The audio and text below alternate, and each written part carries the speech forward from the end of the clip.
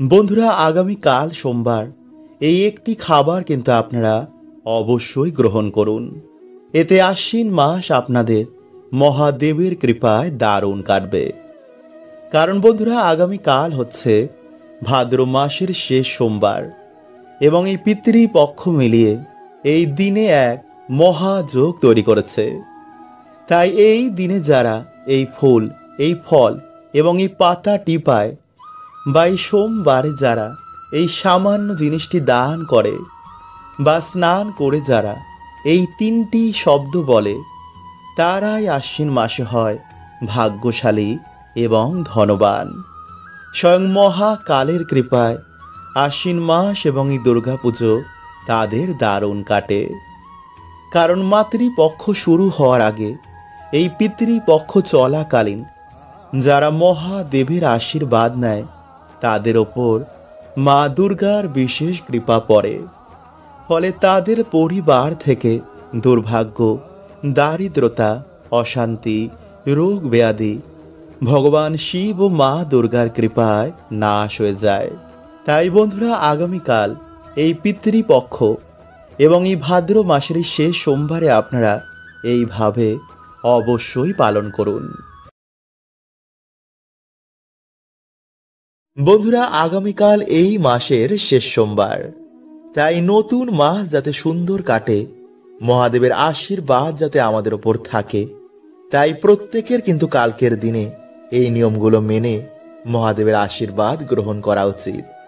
কারণ যার ওপর ভোলানাথের হাত থাকে তার কেউ কোনোদিনও কোনো ক্ষতি করতে পারে না।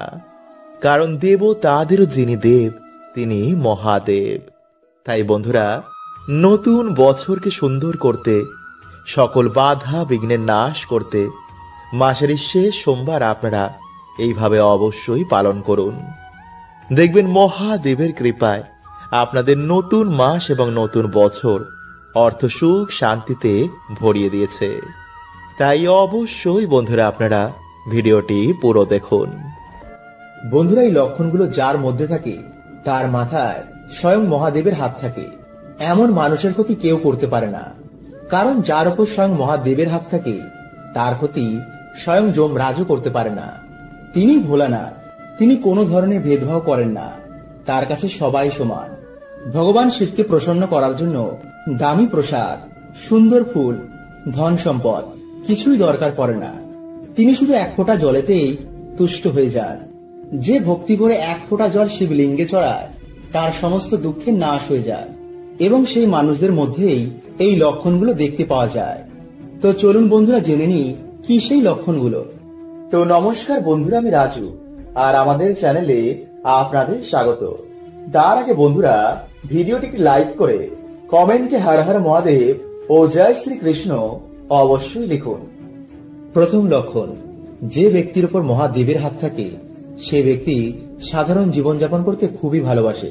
মানে দেহকে সুন্দর করে সাজানো, বড় বাড়ি, বড় গাড়ি, এই সবের মোহ তার কেটে যায়। সে একটি অন্য জগতেই থাকে। সেই ব্যক্তি কখনো কাউকে ছোট করে না। এমন মানুষেরা খুবই পশুপ্রেমী হয়, তারা পশু পাখিদের খুবই ভালোবাসে। দ্বিতীয় লক্ষণ, মহাদেবের প্রকৃত ভক্ত যারা তারা নিজের ওপর কখনো অহংকার করে না। তার কাছে জ্ঞান, ধন সম্পদ, মান সম্মান সব থাকা সত্ত্বেও কখনো অহংকার করবে না। তিনি সবাইকেই সম্মান দেন। তার কাছে গরিব, ধনী, শিক্ষিত, অশিক্ষিত সবাই সমান। তৃতীয় লক্ষণ, যে ব্যক্তি সর্বদা অন্যের সাহায্য করার জন্য ছুটে যায় বা যার মনে সর্বদা অন্যের সাহায্য করার চিন্তা থাকে সেই মনুষ্যের ওপর মহাদেবের বিশেষ কৃপা থাকে। চতুর্থ লক্ষণ, যে মনুষ্য অধিক বলবান হওয়া সত্ত্বেও কখনো নিজের শক্তির দুর্ব্যবহার করে না, বরং সে অসহায় মানুষের সাহায্য করে। মহাদেবের ভক্তরা নিজে কষ্টে থাকলেও সেই কষ্টের মধ্যেও অন্যকে সাহায্য করে।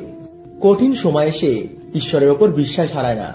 এমন মানুষেরা স্বপ্নে শিবলিঙ্গের দর্শন করে অথবা সে স্বপ্নে শিবজি বা শিব মন্দিরের দর্শন করে। এমন মানুষের ওপর সর্বদাই মহাদেবের হাত থাকে। তাই চলুন বন্ধুরা, এবার আমরা জেনে নিই যে এই মহা সোমবারে আপনারা ভগবান শিবকে কি অর্পণ করবেন। নাম্বার 1, গোলাপ। বন্ধুরা, ভগবান শিবের অত্যন্ত প্রিয় ফুলগুলির মধ্যে এই গোলাপ অন্যতম। তাই যদি আপনারা এই মাসে ভগবান শিবের নামে বা ভগবান শিবকে যদি আপনারা এই গোলাপ ফুল অর্পণ করতে পারেন, তো বন্ধুরা আপনাদের প্রেম সম্বন্ধ ও ধন সম্পত্তিতে বন্ধুরা আপনারা সফলতা প্রাপ্ত করবেন। এছাড়াও যদি বন্ধুরা আমরা এই মাসে শিবজিকে এই ফুল অর্পণ করতে পারি, তো বন্ধুরা আমরা সুস্থ শরীর ও অভিশাপ থেকেও এই মাসে মুক্তি পেয়ে যাই। নাম্বার 2, বেলফুল। বন্ধুরা এই মাসে শিবজিকে বেল ফুল অর্পণ করলে যে মনোবাসনা আমাদের কিছুতেই পূর্ণ হচ্ছে না, তা ভগবান শিবের কৃপায় খুব তাড়াতাড়ি পূর্ণ হয়ে যায় এবং জীবন থেকে নানা রকমের বাধা বিপত্তির এতে নাশ হয়। নাম্বার 3, বন্ধুরা যদি আপনাদের জীবনে বিভিন্ন রকমের বাধা বিপত্তি লেগেই রয়েছে, কোনো কাজেতে আপনারা সফলতা প্রাপ্ত করতে পারছেন না, তো বন্ধুরা এই মাসে যদি আপনারা শিবলিঙ্গে চামেলি ফুল অর্পণ করতে পারেন, তো বন্ধুরা এই সমস্যা থেকেও আপনারা এই মাসে বেরিয়ে আসবেন। নাম্বার 4, ধুতরা ফুল। বন্ধুরা শিব পুরাণে অনুসার ধুতরা ফুল ও ধুতরা ফল ভগবান শিবের অত্যন্তই প্রিয়। তাই এই ফুল ও ফল ছাড়া ভগবান শিবের পুজো অসম্পূর্ণ। তাই যদি বন্ধুরা আপনারা এই দিন যে মনোবাসনা নিয়ে এগুলি শিবলিঙ্গে অর্পণ করবেন, তা ভগবান শিবের আশীর্বাদে তাড়াতাড়ি পূর্ণ হবে। তাই বন্ধুরা এই মাসকে মনোবাসনা পূর্ণের মাসও বলা হয়। নাম্বার 5, আকন্দ ফুল। বন্ধুরা জ্যোতিষ শাস্ত্র অনুসার এই আকন্দ ফুল ভগবান শিবের খুবই প্রিয়। এছাড়াও নীলকণ্ঠ, পদ্ম ও নীল কমল ভগবান শিবের খুবই প্রিয়। কিন্তু বন্ধুরা আপনারা কেতকী ও কেওড়া ফুল শিবলিঙ্গে ভুলেও অর্পণ করবেন না। বন্ধুরা এই পবিত্র মাসে আপনারা একবার হলো স্মরণ করুন ভগবান শিবের এই অচূক মন্ত্র, যাকে শিব গায়ত্রী মন্ত্র বলা হয়।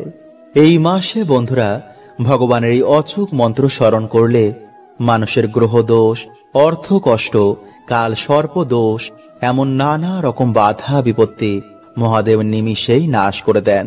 তাই আজকের এই ভিডিওতে বন্ধুরা আপনাদের জানাবো যে মহা গায়ত্রী মন্ত্র আপনারা কিভাবে জপ করলে এই মাসের মধ্যেই বন্ধুরা আপনারা উপকার পাবেনই পাবেন। তাই ভিডিওটি বন্ধুরা আপনারা কিন্তু পুরো দেখতে ভুলবেন না এবং ভিডিওটি একটি লাইক করে কমেন্টে আপনারা বলুন হর হর মহাদেব ও জয় শ্রীকৃষ্ণ। বন্ধুরা আমাদের এই ব্রহ্মাণ্ডকে ত্রিদেব চালনা করছেন। ভগবান বিষ্ণু এই ব্রহ্মাণ্ডের পালনকর্তা, ভগবান ব্রহ্মদেব এই ব্রহ্মাণ্ডের সৃষ্টিকর্তা, আর মহাদেব এই সৃষ্টির ধ্বংসকর্তা। তাই তাকে মহাকাল বলা হয়। সমস্ত দেবতা, দানব এবং পশু পাখিও মহাদেবের ভক্ত, কারণ তিনি কখনো কারোর ওপর ভেদভাব করেন না। তাই তাকে ভোলানাথ বলা হয়। প্রভু এতটাই ভোলা যে সামান্য জল ও বেলপত্র দিয়ে যদি আমাদের মনোবাসনা বলে ভগবানের অভিষেক করি, তো মহাদেব তা পূর্ণ করে দেন। মানা হয় যে বাবার নামে যদি কোনো ব্যক্তি 16 সোমবার ব্রত রাখে, তো সেই ব্যক্তির মনোবাসনা অবশ্যই পূর্ণ হয়ে যায়। বড় বড় বাধা, বড় বড় দুর্ভাগ্য বাবা নিমিষেই নাশ করে দেন। কিন্তু যারা বন্ধুরা আপনারা এই 16 সোমবার ব্রত রাখতে পারছেন না, তারা এই মাসে অবশ্যই কিন্তু একদিন হলো একটি বার ব্রত রাখুন। এতে নিজেরাই বন্ধুরা আপনারা দেখবেন যে কি চমৎকারটা আপনাদের সাথে ঘটছে। সারা বছর আপনারা কেমন সৌভাগ্যে কাটাচ্ছেন। তাই যেই দিন বন্ধুরা আপনারা এই ব্রত রাখছেন, সেই দিন অবশ্যই কিন্তু আপনারা ব্রহ্ম মুহূর্তেই ঘুম থেকে উঠুন। এরপর স্নান করে আপনারা পরিষ্কার জামা কাপড় পরে পুজো ঘর বা নিরিবিলি কোনো জায়গায় গিয়ে আপনারা ভগবানের ধ্যান করুন এবং সংকল্প নিন যেই ব্রত চলাকালীন আপনারা ব্রহ্মচর্যের পালন করবেন। তারপর ধ্যান হয়ে যাওয়ার পর আপনারা বাড়িতে বা মন্দিরে ভগবান শিবের পুজো বা রুদ্রা অভিষেক করুন।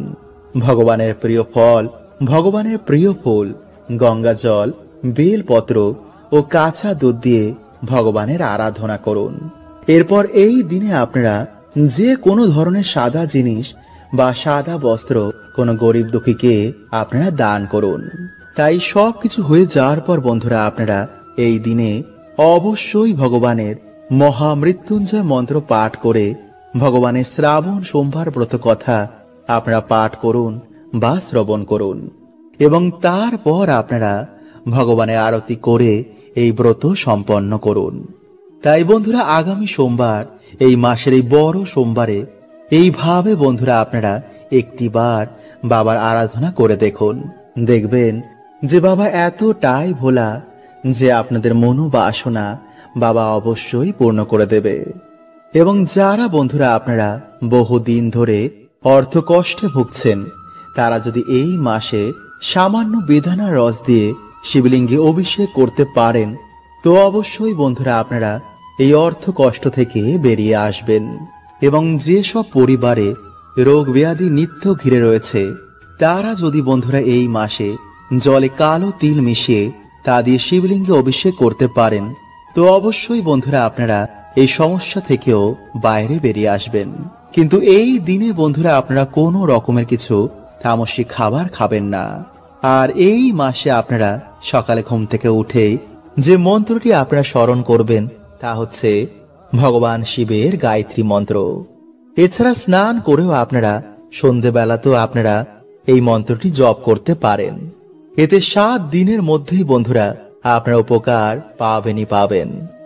আর তা হচ্ছে ওম তৎপুরুষায় বিদ্মহে মহাদেবায় ধীমহি তন্নো রুদ্র প্রচোদয়াৎ। বন্ধুরা পরিবারের সুখ শান্তি বজায় রাখার জন্য প্রত্যেক সোমবার মহাদেবের পুজো করা উচিত।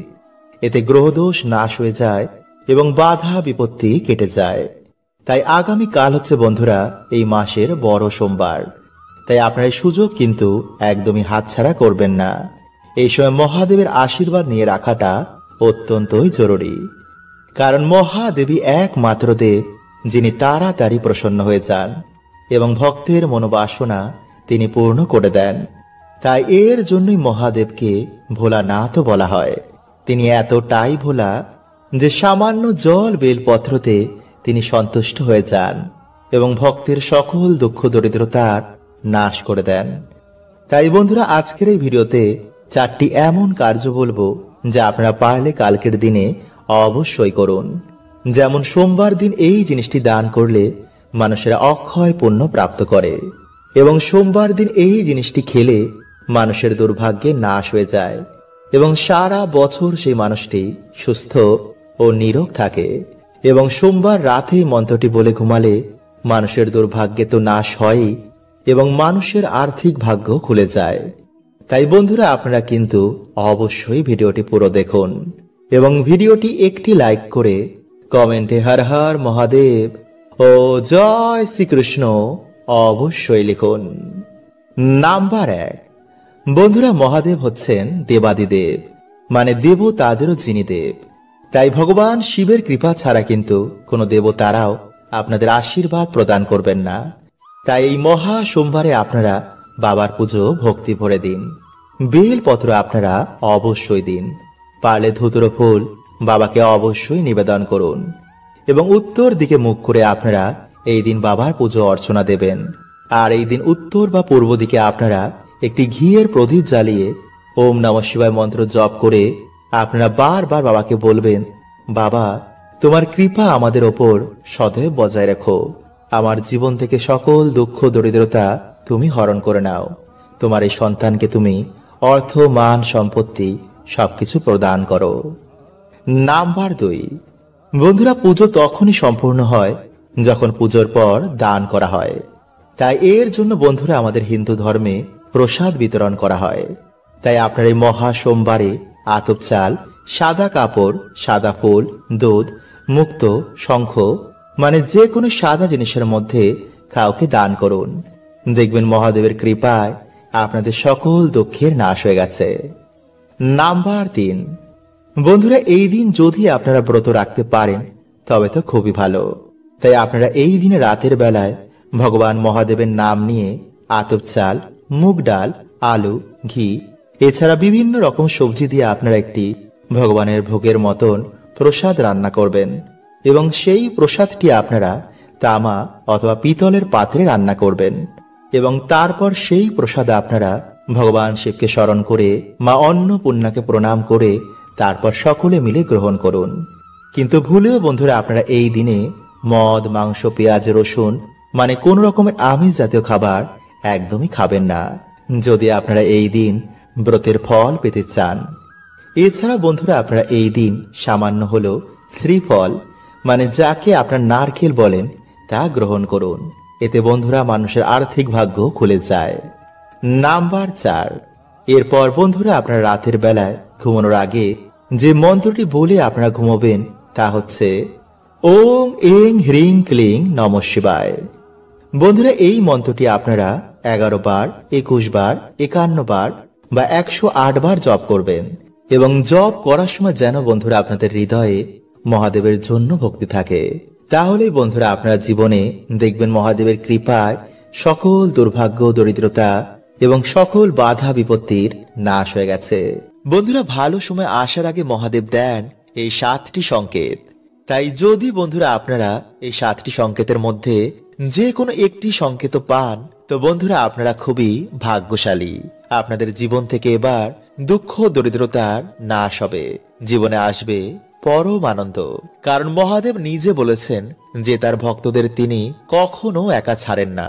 তাই সংকেতগুলো যদি বন্ধুরা আপনারা পেয়ে থাকেন, তো কাউকে কিন্তু আপনারা ভুলেও বলবেন না যে আপনারা কতটা ভাগ্যশালী। তাই চ্যানেলে বন্ধুরা নতুন হলে চ্যানেলটি সাবস্ক্রাইব করে পাশের বেল আইকনটিকে অল করে রাখবেন এবং কমেন্টে আপনারা বলুন হর হর মহাদেব ও জয় শ্রীকৃষ্ণ। নাম্বার 1, বারবার আপনি স্বপ্নে সাপ দেখছেন, বিশেষ করে কোনো মন্দির বা তীর্থস্থানে বা ভগবানের গলায়। কিন্তু সাপে যদি বন্ধুরা আপনাদের কামড়ায় বা তাড়া করে, এমন স্বপ্ন কিন্তু আবার মোটেও শুভ নয়। এটি পিতৃদোষের লক্ষণ আপনারা স্বপ্নের মাধ্যমে দেখছেন। অথবা যদি আপনাদের ঠাকুর ঘরে বা কোনো জায়গায় গিয়ে যদি হঠাৎ করে আপনারা সাপ দেখতে পান এবং এই জিনিসগুলো যদি আপনাদের সাথে প্রায় দিনই ঘটে, তো বন্ধুরা ভাববেন আপনাদের ওপর মহাদেবের কৃপা রয়েছে। নাম্বার 2, সর্বদাই এমনটা মনে হওয়া যে কোনো শক্তি আপনাদের রক্ষা করছেন। মনে হয় যেন মহাদেব আপনাদের সাথেই রয়েছেন, বিপদ থেকে তিনিই যেন আপনাদের রক্ষা করছেন। ফলে মহাদেবের ছবি বা মূর্তি দেখলেই মনে হয় যেন মহাদেব আপনাদের ওপরেই তাকিয়ে রয়েছেন। নাম্বার 3, কোনো বিশেষ মন্ত্রের প্রতি একটা বিশেষ টান।